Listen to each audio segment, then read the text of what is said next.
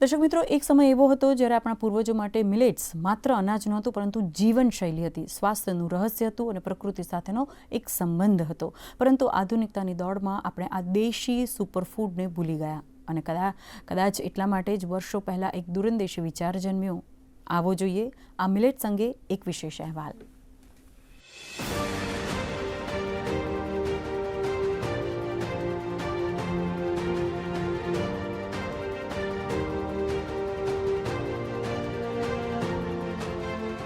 એક સમય હતો જ્યારે આપણા પૂર્વજો માટે મિલેટ્સ માત્ર અનાજ નહોતું, પરંતુ જીવનશૈલી હતી, સ્વાસ્થ્યનું રહસ્ય હતું અને પ્રકૃતિ સાથેનો સંબંધ હતો.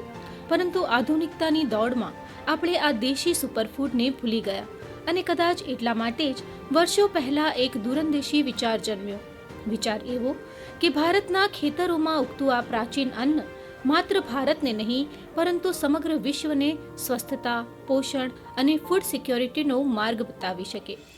પ્રધાનમંત્રી શ્રી નરેન્દ્ર મોદીના નેતૃત્વમાં ભારતે વિશ્વ સમક્ષ મિલેટ્સનું મહત્વ રજૂ કર્યું અને ભારતના પ્રસ્તાવ બાદ સંયુક્ત રાષ્ટ્રએ વર્ષ 2023ને ઇન્ટરનેશનલ યર ઓફ મિલેટ્સ તરીકે જાહેર કર્યું. मिलेट्स की ग्लोबल ब्रांडिंग, कॉमन ब्रांडिंग को देखते हुए भारत में मिलेट्स या मोटे अनाज को अब श्री अन्न की पहचान दी गई है.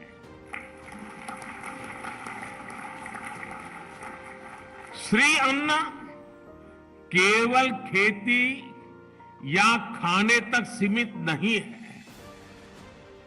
जो लोग भारत की परंपराओं से परिचित हैं, वो ये भी जानते हैं कि हमारे यहाँ किसी के आगे श्री ऐसे ही नहीं जुड़ता है. जहाँ श्री होती है वहाँ समृद्धि भी होती है और समग्रता भी होती है. કોઈ પણ દૂરંદેશી નેતૃત્વની ઓળખ એ નથી કે માત્ર અનાજનો વિચાર કરે, પરંતુ આવનારી પેઢીઓના સ્વાસ્થ્ય, ખેડૂતોની સમૃદ્ધિ અને પૃથ્વીના ભવિષ્યને ધ્યાનમાં રાખીને નિર્ણય લે.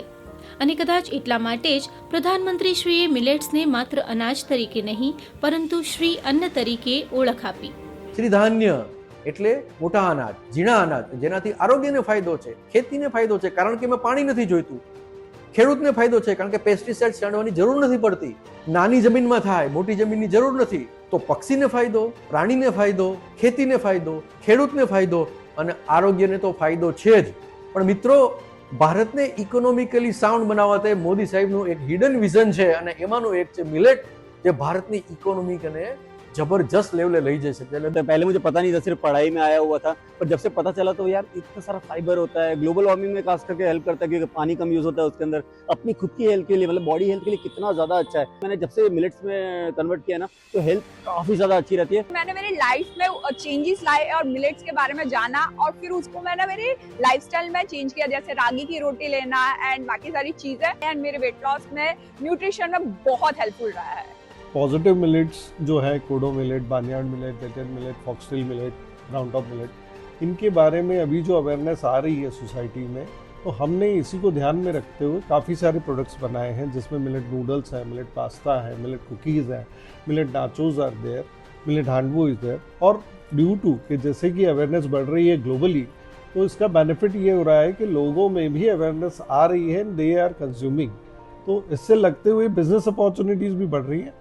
કેટલાક નિર્ણયો માત્ર સરકારની યોજના નથી હોતા, તે ભવિષ્ય માટેનું વિઝન હોય છે અને ઇન્ટરનેશનલ યર ઓફ મિલેટ્સ તેની જીવંત સાબિતી છે. ક્યારેક દુનિયાને નવી દિશા આપવા માટે નવી શોધ કરવાની જરૂર નથી હોતી, બસ પોતાના મૂળ સુધી પાછા ફરવાની જરૂર છે. આ છે એ શ્રી અન્ન, ભૂતકાળની વિરાસત, વર્તમાનની જરૂરિયાત અને ભવિષ્યની તાકાત.